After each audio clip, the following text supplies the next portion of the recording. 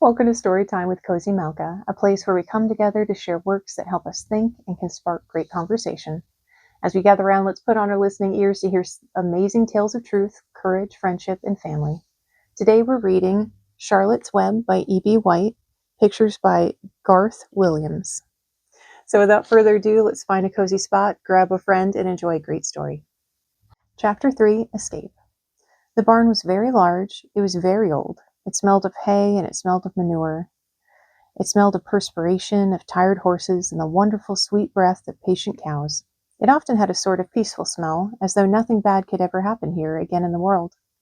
It smelled of grain and of harness dressing and of axle grease and of rubber boots and of new rope, and whenever the cat was given a fish head to eat, the barn would smell of fish.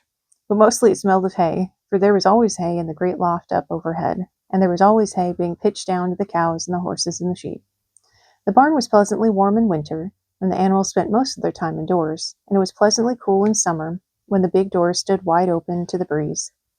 The barn had stalls on the main floor for the work horses, tie-ups on the main floor for the cows, a sheepfold down below for the sheep, a pig pen down below for Wilbur, and it was full of all sorts of things that you could find in barns: ladders, grindstones, pitchforks, monkey wrenches, scythes, lawnmowers, snow shovels, axe handles, milk pails, water buckets, empty grain sacks, and rusty rat traps.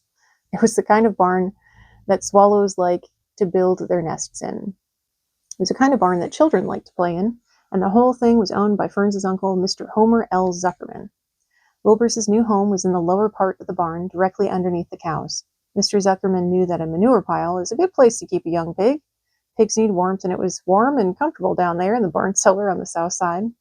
Fern came almost every day to visit him. She found an old milking stool that had been discarded, and she placed the stool in the sheepfold next to Wilbur's pen. Here she sat quietly during the long afternoons, thinking and listening and watching Wilbur. The sheep soon got to know her and trust her. So did the geese who lived with the sheep. All the animals trusted her. She was so quiet and friendly. Mr. Zuckerman did not allow her to take Wilbur out, and he did not allow her to get into the pig pen. But he told Fern that she could sit on the stool and watch Wilbur as long as she wanted to. It made her happy just to be near the pig, and it made Wilbur happy to know that she was sitting there right outside his pen. But he never had any fun. No walks, no rides, no swims. One afternoon in June, when Wilbur was almost 2 months old, he wandered out into a small yard outside the barn. Fern had not arrived for her usual visit. Wilbur stood in the sun, feeling lonely and bored. There's never anything to do around here, he thought. He walked slowly to his food trough and sniffed to see if anything had been overlooked at lunch. He found a small strip of potato skin and ate it. His back itched, so he leaned against the fence and rubbed against the boards. When he tired of this, he walked indoors, climbed to the top of the manure pile, and sat down. He didn't feel like going to sleep. He didn't feel like digging. He was tired of standing still, tired of laying down. I'm less than 2 months old and I'm tired of living, he said. He walked out to the yard again. When I'm out here, he said, there's no place to go but in. When I'm indoors, there's no place to go but in the yard. That's where you're wrong, my friend, said a voice. Wilbur looked through the fence and saw the goose standing there. You don't have to stay in that dirty little yard, said the goose, who talked rather fast. One of the boards is loose. Push on it, push on it, and it came out. What? Said Wilbur. Say it slower. At, the risk of repeating myself, said the goose. I suggest that you come on out. It's wonderful out here. Did you say a board was loose? That I did, said the goose. Wilbur walked up to the fence and saw that the goose was right. One board was loose. He put his head down, shut his eyes, and pushed. The board gave way. In a minute he had squeezed through the fence and was standing in the long grass outside his yard. The goose chuckled. How's it feel to be so free? She asked. I like it, said Wilbur. That is, I guess I like it. Actually, Wilbur felt queer to be outside his fence, with nothing between him and the big world. Where do you think I'd better go? Anywhere you like, said the goose. Go down through the orchard, root up the sod. Go down through the garden, dig up the radishes, root up everything, eat grass, look for corn. This is bad advice. Look for oats, run all over, skip and dance, run, jump and prance. Go down through the orchard, stroll in the woods. The world is a wonderful place when you're young. I can see that, replied Wilbur. He gave a jump in the air and twirled, ran a few steps, stopped, looked all around, sniffed the smells of the afternoon, and set off walking through the orchard. Pausing in the shade of an apple tree, he put his strong snout into the ground and began pushing, digging, and rooting. He felt very happy. He had plowed up quite a piece of ground before anyone noticed him. Mrs. Zuckerman was the first to see him. She saw him from the kitchen window, and she immediately shouted for the men. "Homer!" she cried. "Pigs out! Lurvy! Pigs out! Homer! Lurvy! Pigs out! He's down there under the apple tree!" "Now the trouble starts," thought Wilbur. "Now I'll catch it." The goose heard the racket, and she too started hollering. "Run, run, run! Downhill! Make for the woods! The woods!" she shouted at Wilbur. "They'll never, never, never catch you in the woods!" Cocker Spaniel heard the commotion, and he ran out from the barn to join the chase. Mr. Zuckerman heard, and he came out of the machine shed where he was mending a tool. Lurvy, the hired man, heard the noise and came up from the asparagus patch where he was pulling weeds. Everybody walked towards Wilbur, and Wilbur didn't know what to do. The woods seemed a long way off, and anyway, he had never been down there in the woods and wasn't sure he would like it. "Get around him, Lurvy," said Mr. Zuckerman, "and drive him towards the barn, and take it easy. Don't rush him. I'll go and get buckets of slops." The news of Wilbur's escape spread rapidly among the animals on the place. Whenever any creature broke loose on Zuckerman's farm, the event was of great interest to the others.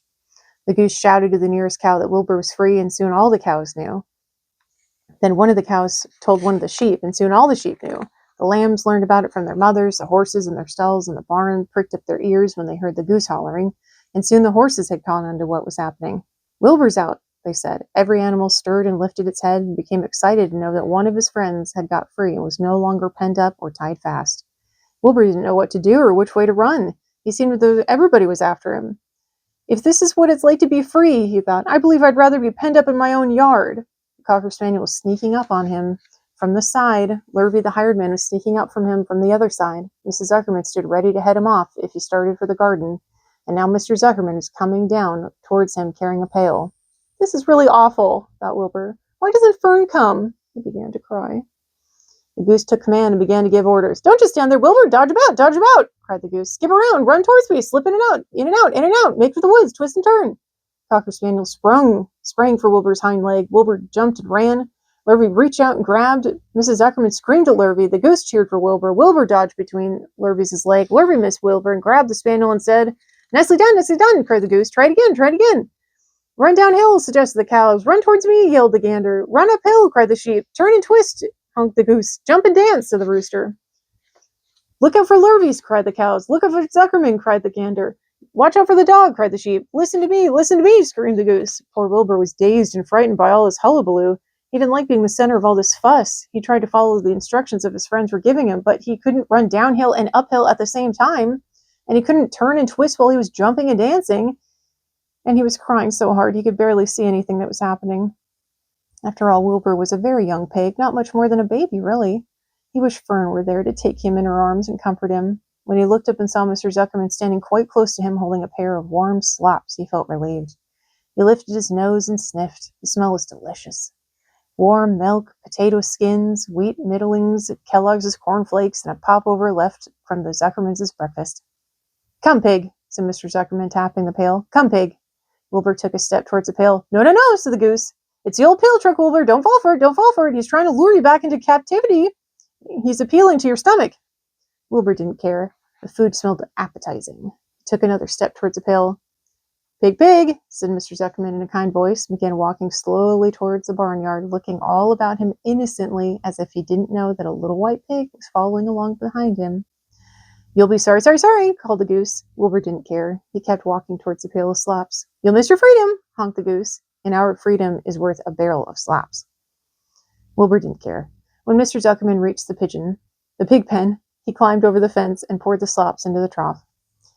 Then he pulled the loose board away from the fence so that there was a wide hole for Wilbur to walk through. Reconsider, cried the goose. Wilbur paid no attention. He stepped through the fence into his yard. He walked to the trough and took a long drink of slops, sucking to the milk hungrily and chewing the popover. It was good to be home again. While Wilbur ate, Lurvy fetched a hammer and some 8-penny nails and nailed the board in place. Then he and Mr. Zuckerman leaned lazily on the fence, and Mr. Zuckerman scratched Wilbur's back with a stick. "He's quite a pig," said Lurvy. "Yes, he'll make a good pig," said Mr. Zuckerman. Wilbur heard the words of praise. He felt the warm milk inside his stomach. He felt the pleasant rubbing of the stick along his itchy back. He felt peaceful and happy and sleepy. This had been a tiring afternoon. It was still only about 4 o'clock, but Wilbur was ready for bed. "I'm really too young to go out into the world alone," he thought as he lay down.